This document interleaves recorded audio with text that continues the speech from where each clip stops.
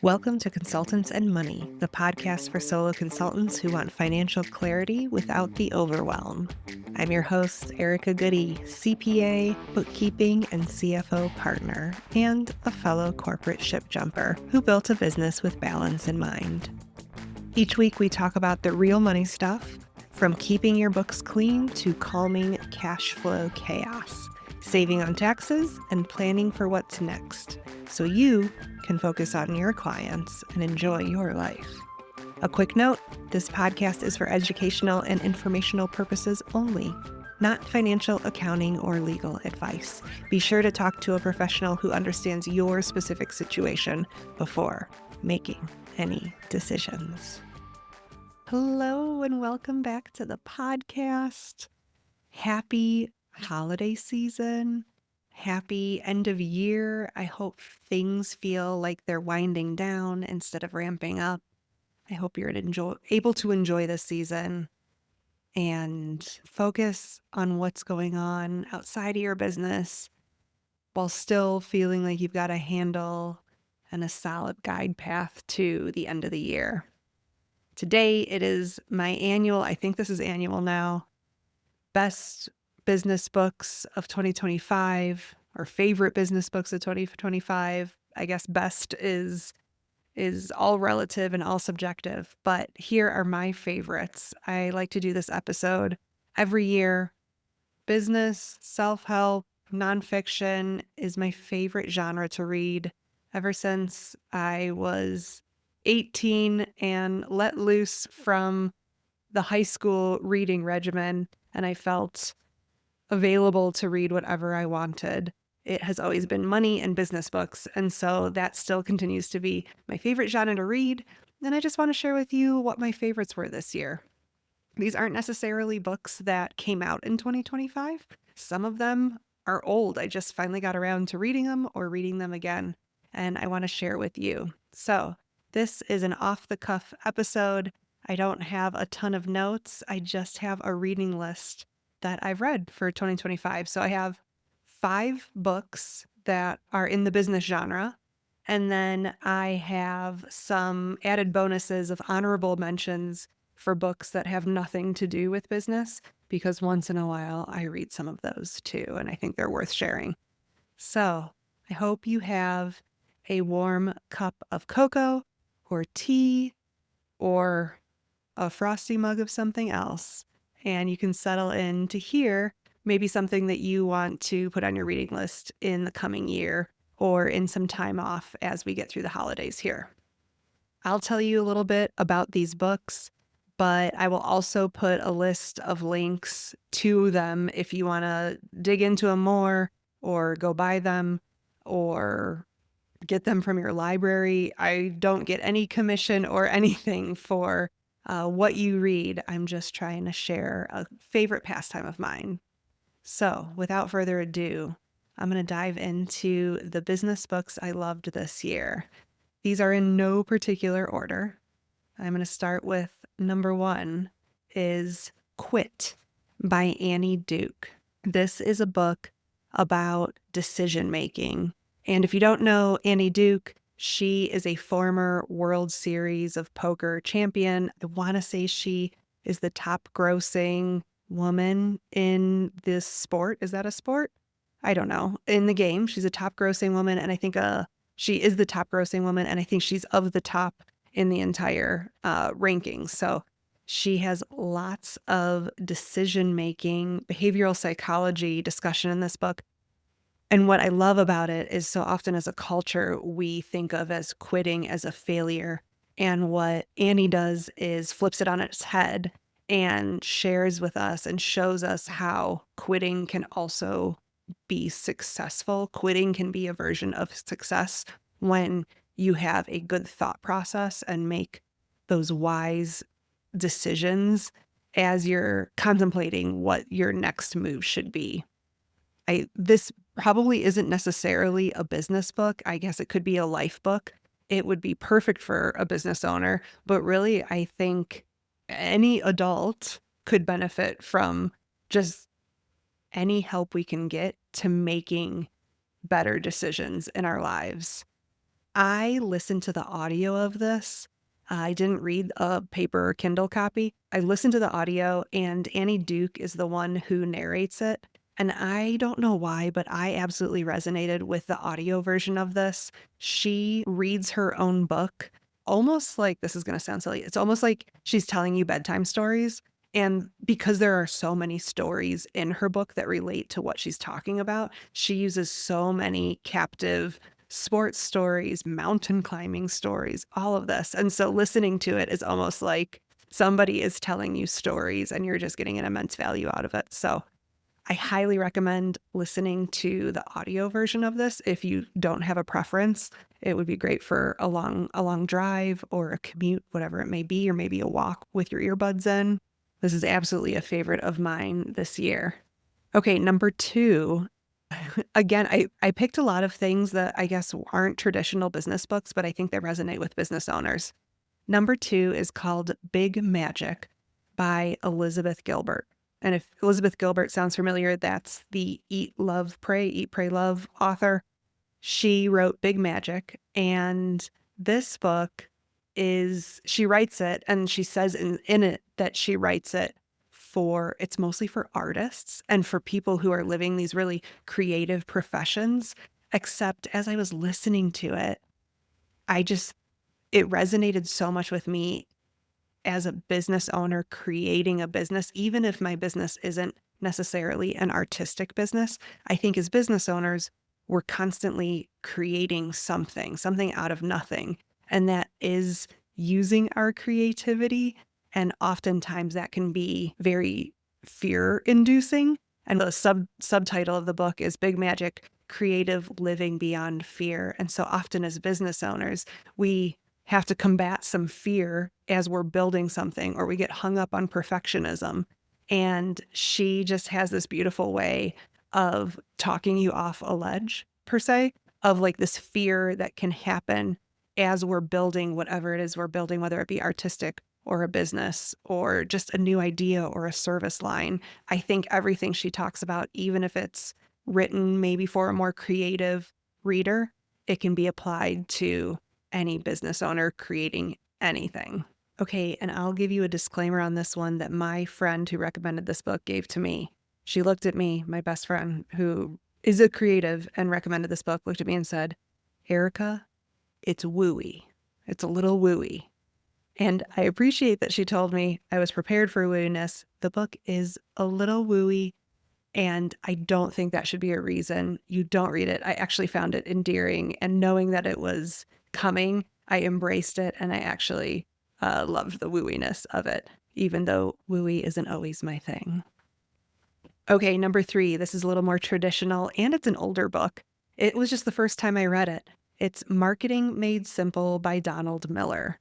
Now, I read Donald Miller's Building a Story Brand years and years ago when I was first starting my first business, and I just have never gotten around to Marketing Made Simple. It's a great, I wouldn't even say it's a 30,000, I was going to say it's a 30,000 foot view. It's not, it's lower than that. He definitely gets into details, but it's not so minutia details that you get lost in the weeds. He just gives you a really good, clear guideline and process for creating marketing funnels or sales funnels, whatever you want to call them, and just giving this big, broad view of what marketing can look like in a business. And I think it's a great read for anybody who's new to the idea of marketing. Oftentimes we start businesses and we're not marketers, and we have to immediately become marketers. And so I think this is a great read for anybody in business. I think it errs towards the side of newer business. I probably should have read this years ago, but even starting off with his story brand book is a good start. So recommend that for anybody new or even thinking about going into business in the coming months or year. It's a great place to just kind of wrap your head around small business marketing. Okay, moving on to number 4. This one I read and I felt like I was nodding yes the entire time I was reading it. It is How I Feel About Wealth, and it was so great to read something that felt like it just aligned with everything I thought and I felt like nobody was saying. This one's called The 5 Types of Wealth by Sahil Bloom. And what he walks through is that wealth is, oftentimes we think wealth is just money, cash in the bank. And what Sahil talks through is that there are 5 types of wealth, one of those being money. But more importantly, wealth can also mean time and physical health and relationships and growth in your life. And he walks through each of those 5 types of wealth in a really high level view. There's 5 sections of the book for each of the 5 types of wealth. He walks through each of the types of wealth at a really high level in, maybe 30 pages.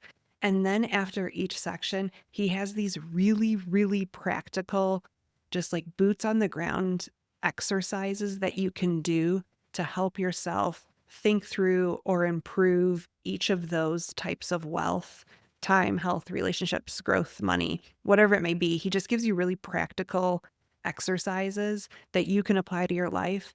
And they're not meant to do every single one of them. He kind of just gives you a whole toolbox full of tools and says, here's things you can do to help yourself in these areas, and pick the ones that work for you or pick the ones that resonate for you. Don't feel like you need to do everything.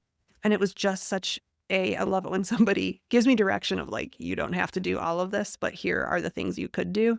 And I just loved it all laid out. It felt like, I don't know, it felt like an opportunity to hone in on where I wanted to focus if I had a focus in any one of those areas. I'll be honest, this book was so good and I thought it was so encompassing of so many things that I bought many, many, many copies of it and sent it out to all of my clients because I just think it's a really nice holistic view of wealth in your life, whether that be money or not money. Here's my last one. Here's my number 5 business books. And again, these are in no particular order. I'm actually reading this one currently as I'm recording this. It's called Tax Planning to and Through Early Retirement by Cody, Garrett, and Sean Mullaney. Now, Sean Mullaney sounds familiar. You might recognize his name from episode 69 of this podcast back in April of 2024. I had Sean on and he talked about the difference and the advantages and disadvantages of solo 401ks versus SEPs. And we got into the nitty-gritty there. Sean is a wealth of knowledge, and I am just so grateful that him and Cody put together this book, Tax Planning to and Through Early Retirement. It is as technical as the title suggests. It is tax planning. It is not hypothetical. It is not theoretical. It is technical tax planning, really specific to people who are interested in early retirement. This is going to resonate for people who are into the FI, the financial independence movement. I think there's so much in this book. It is probably 400 pages long, and the chapters, there's probably 30 plus chapters in there because each chapter is just covering a really specific nuance or thought process or planning consideration as you're thinking through early retirement, and if early retirement is even a thing for you.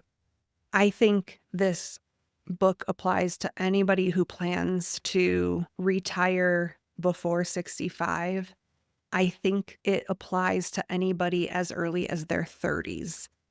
If you are younger than 70, you can probably get something out of this book. And so much of early retirement planning is where you choose to put your money in what vehicles, not necessarily investments, though they talk a little bit about that, but in vehicles and where you're contributing your retirement funds earlier in your career. And so if you're thinking this doesn't apply to you yet because you're decades away from retirement, I think this book can absolutely have a space on your bookshelf for when you'll need certain sections and certain chapters in this book. In the beginning of the book, Sean and Cody specify, like, you don't need to read this book cover to cover. You need to hop around to what you need today. And I really appreciate them saying that because it is a meaty book that I think would be a lot to read cover to cover, but I'm jumping around to different chapters that resonate with me and what me and my husband are thinking about at this time. This is one of my other retirement goals is I want to be strong and healthy well into my retirement. So I'm getting back into strength training. So I'm actually reading this book in sections in between my weightlifting sets. I'll do a set, read a page as I let my muscles rest. Do a set, read a page. And that's how I've actually been working through this book. It works out really nice because there's really nice short chapters and sections in it. So highly recommend grabbing a copy. And even if I know we have some accountants listening to this podcast and CPAs, absolutely pick up a copy. You're going to learn something. I learned something that, I thought I knew enough, and I still learned a ton. And I'm so grateful for people who niche in certain accounting and tax areas that other accountants then can learn from them. Okay, now I walked you through 5 business books, or at least books that you could apply to your business. I have 3 honorable mentions of books that have absolutely nothing to do with business. They are just reads that have stuck in my head since I read them. And if you are looking for something non-business to read, maybe you'll put these on your to-be-read list. Number 1 is The Comfort Crisis: Embrace Discomfort to Reclaim Your Wild, Happy, Healthy Self by Michael Easter. This is all about how, as a culture, thankfully, I think we've created these amazing, comfortable environments where we move from a 70-degree controlled environment to a car that's also 70-degree controlled environment to a workplace that might be 70-degree controlled environment. And we just live these really comfortable lives. And he talks through how we get so much benefit out of pushing our boundaries and being slightly uncomfortable in certain situations. And he has a ton of stories and data behind health and just getting outside our comfort zone. I really enjoyed this read. I actually read this back in January. It's a great beginning of the year, maybe a New Year's resolution read if that's your thing in a health sense. Number 2 in the honorable mentions is The Wedding People by Allison Espach. This one is fiction, total fiction read, and I almost don't want to say too much about it because I didn't know much about it. I just picked this up as a vacation read from the library, and in the first 50 pages, it was completely not what I expected it to be, and I'm so glad I pushed through after the first 50 pages. And I'm being very careful not to kind of let on to what this book is about, but it is about how we choose to live our lives, even in the face of things not going how we thought they were going to go. And that sounds very depressing, but I walked away from that book thinking, wow, what a perspective. And I just really enjoyed it. I know I'm not giving you much about it, but it's been on a couple bestseller lists and lists of influencers and all that. So if you see it, if you're curious about it, I would definitely pick it up. I will put a disclaimer on here. If you have a trigger warning, it has talks of suicide. So if you're in a space where you cannot read about that, do not pick up this book. It can be for another time. But if you can, I think it is definitely worth the read. And last but certainly not least on my honorable mentions is Long Way Down by Jason Reynolds. This actually is a book that was recommended by our high school daughter. She's in freshman English right now, advanced freshman English, and she read this in school and said, "Mom, Dad, you have to read this. This was so good."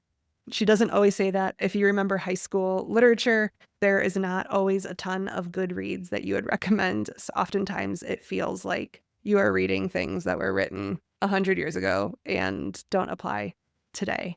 So when your 14-year-old says you should read a book, your ears perk up, right? This book is a young adult fiction. It's written all in poetry. So if you're going to pick this up, I would make sure you get a paper copy of it. Don't listen to it. I'm not even sure the Kindle version would have the layout of the words on the page as they're written. It's all about violence and gang activity and cycles of revenge. which is not my normal fiction read, but you will not be disappointed. I don't think you'll be disappointed if you pick up this book. The entire book takes place in about 60 seconds. It's a 200-page book that takes place in about 60 seconds. And I know that doesn't make sense, but when you read it, it will make sense.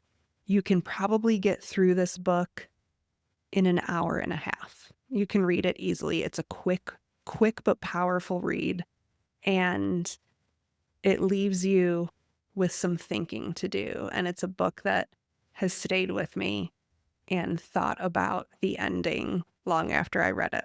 So I will pass along that high school young adult fiction recommendation to you now. I hope you found time to read or listen to audiobooks this past year. I hope if you didn't, you find some time in the coming year. This episode is my gift to you for the holiday season, just with some recommendations that I think are worthy reads for whenever you have a chance to sit down and put your feet up and read something good. I am wishing you and yours just the most lovely holiday season, whatever you may celebrate, wherever you may celebrate, and with whomever you may celebrate. I am wishing you the best. Happiest of holidays, my friends.